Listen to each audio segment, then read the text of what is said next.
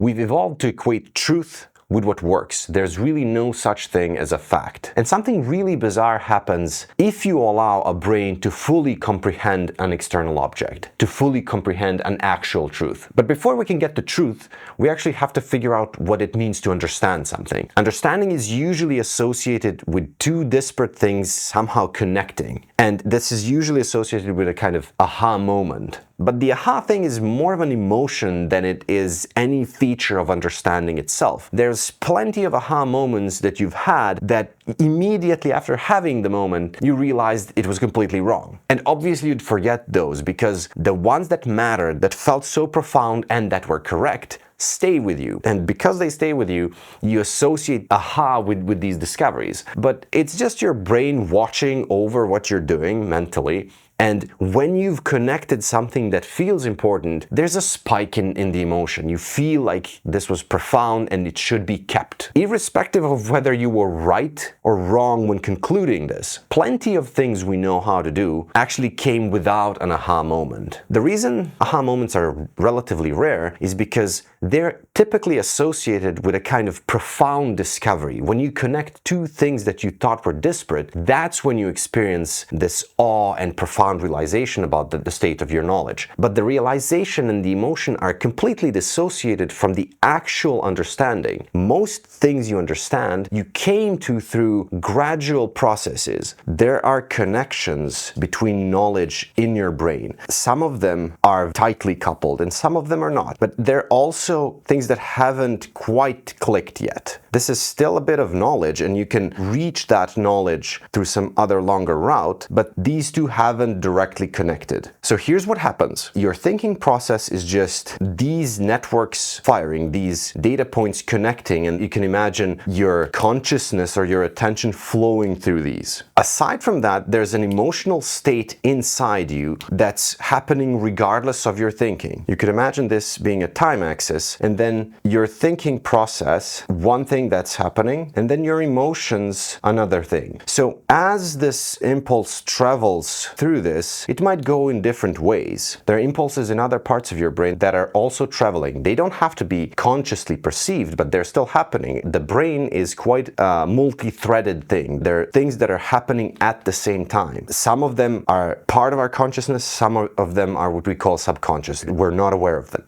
But here's what happens. At one point, this impulse will try to reach out through some connection. And again, I'm simplifying. You can't have impulses run through the same axon at the same time. Like impulses don't travel that way between neurons, but we're doing this metaphorically and it's quite a valid way of looking at it. So what happens is this impulse reaches out this way, this impulse reaches out this way, and the two things connect. When two neurons fire at the same time, they will effectively connect. This is called the Hebbian rule. And the same thing can happen here. These two networks were disparate, and now suddenly, for whatever reason, perhaps even accidentally or randomly, these two things connect. But the important thing is, there are circuits that are watching this as it happens. Because you're watching this and observing that this happened, there's significance to this event. It feels important. So what will happen in your brain is there will be a spike associated with this event. Note that it doesn't have to be true. This structure learned here doesn't necessarily convey the truth of it, because these are still mental models. This might be just a hypothesis that you felt was right,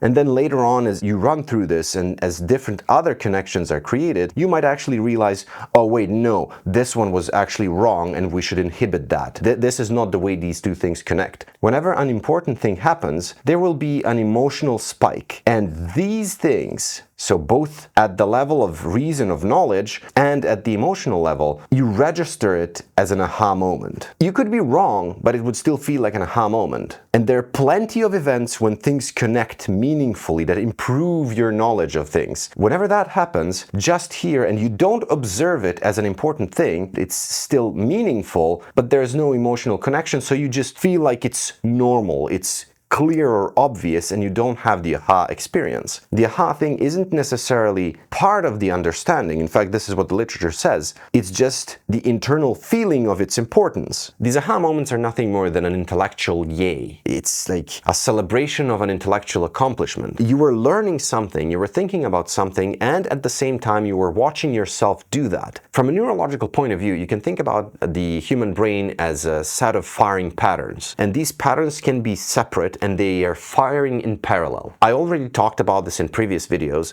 but I would equate the pattern itself with the kind of subjective experience, a salient experience, something that you feel as real. In fact, I would say the pattern itself is the experience. But again, even if you don't subscribe to that sort of thing, this argument is still valid. We don't exactly know where consciousness is. There's plenty of different models, but let me give you one model that you might actually use. As we talked about, there's this knowledge graph or information graph in your brain. There's stuff you know, and there's a kind of boundary of conscious experience. All of this stuff you associate with consciousness. Now, here's the interesting thing. It's not like the contents of your consciousness are always the same. It changes. Some of the knowledge you hold within your current working memory, even your sensory memory, is what you associate with your consciousness at this very moment. But there are certainly things that are across the threshold. Like when this fires, when you reach for the information that's outside your current conscious experience, well, what happens is something gets dropped and this gets absorbed into your consciousness. Your consciousness shifts. Because there's a lot of content here, you also have this metacognitive layer that's recognizing that some of these things have previously been there. You have a picture of what's outside. This network models part of the outside network, but there may be things that haven't been present here in this conscious region ever, or haven't been present meaningfully. So when you make the connection across this barrier, what happens is your consciousness instantly shifts to the entire other concept, meaning that you have the internal sense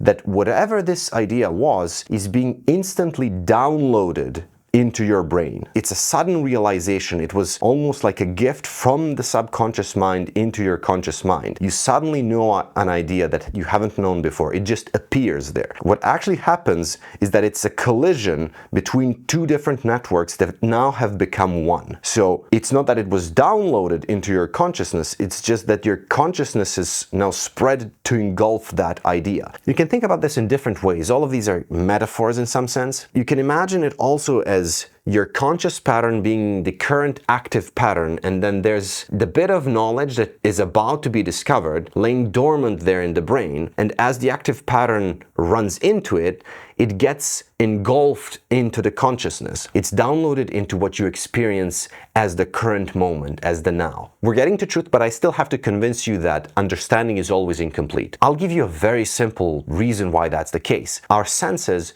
cannot observe the whole spectrum of anything. A very simple example of this is your ear. Because your sensors are limited, you'll never perceive anything below 20 hertz or above 20 kilohertz. And if that doesn't convince you, here's a more blunt argument. There's a given number of atoms, of particles in a human brain, and there's a given number of atoms and particles in the outside world. The number of particles outside is vastly larger than the number of particles inside a human brain. So if we consider those particles as information, then there's no way you could compress the outside world into a single human brain. So the argument is, whatever you put in the brain has to by necessity be just a picture of what's outside, a kind of icon, a simulacrum, if you will. There's absolutely no way for us to fully comprehend something outside. If there's such a thing as truth, as objective reality, we cannot touch it. We never touch it. There's always something mediating. But it gets weirder than that. If we go down to the quantum mechanical level, there's something called the no cloning theorem. I won't go into the technical mathematical details of it, but the gist of it is that there's no way to make a copy of a quantum system. You can teleport it, but you can't copy it. So how does this relate to knowledge? Let's say you have some sort of a quantum system. I know I always use graphs, but they're a meaningful representation of many things. So let's say you have this quantum system. You want to measure this system. You want to understand it exactly as it is, and copy it into some sort of permanent storage. So that could be a hard drive, that could be a RAM memory, that could be a human brain. Whatever storage system you have, you want to copy this over. That means that you have to measure this system. But what the no cloning theorem says is that if you try to measure this system, you will be perturbing it. It isn't the case that you're like an independent observer observing the system. You aren't independent of quantum mechanics. In fact, you are made of systems like this. We're made of the same stuff as the world.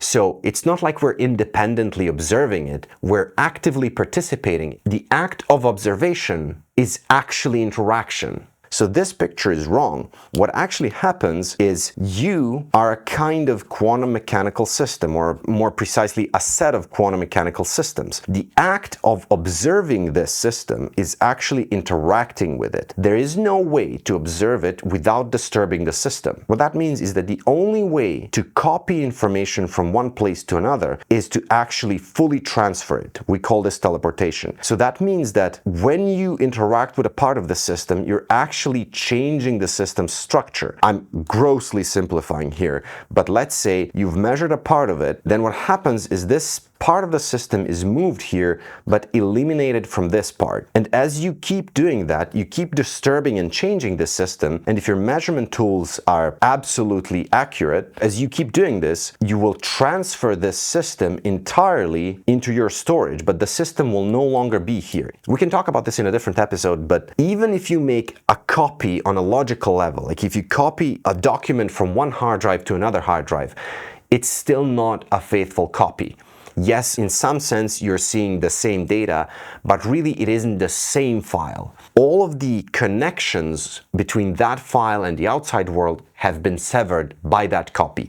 You've created a similar object, but certainly not the same one. Let's say you had perfect senses and a perfect measurement apparatus, and you were observing some sort of an outside system. Well, if you were able to fully observe it, to observe every detail of it, every bit of information about it, so all the atoms, all the particles, all the waves, whatever is the basic substrate, you observe all of that, what will happen then is it's not that you're going to have a copy or ideal representation of this. No, what is going to happen is in the storage mechanism you use, you're actually going to transfer this thing entirely into it. If you are observing an object fully, entirely, that object will disappear from this real world and be teleported into this simulated world. And I know this sounds preposterous, like this says that the objective, touchable reality is being moved to this subjective simulated reality. It's almost as if I'm equating hardware with software. And even though it sounds preposterous, that is exactly what I'm claiming. However, this in practice is impossible. Like, our senses are not perfect. We're only seeing a part of this image, and whatever we know about the outside objects is always a kind of simulacrum, a kind of fake picture of it, a representation that's good enough for us to behave, but certainly not the entire object. If we could measure the entire object, it would disappear from the world and be copied over into our mental simulation. And this pretty much aligns with the idealist way of thinking, the panpsychist way of thinking that I talked about in previous videos. The same identity between hardware and software is the identity between body and mind. If we claim that we're in a kind of simulation anyway,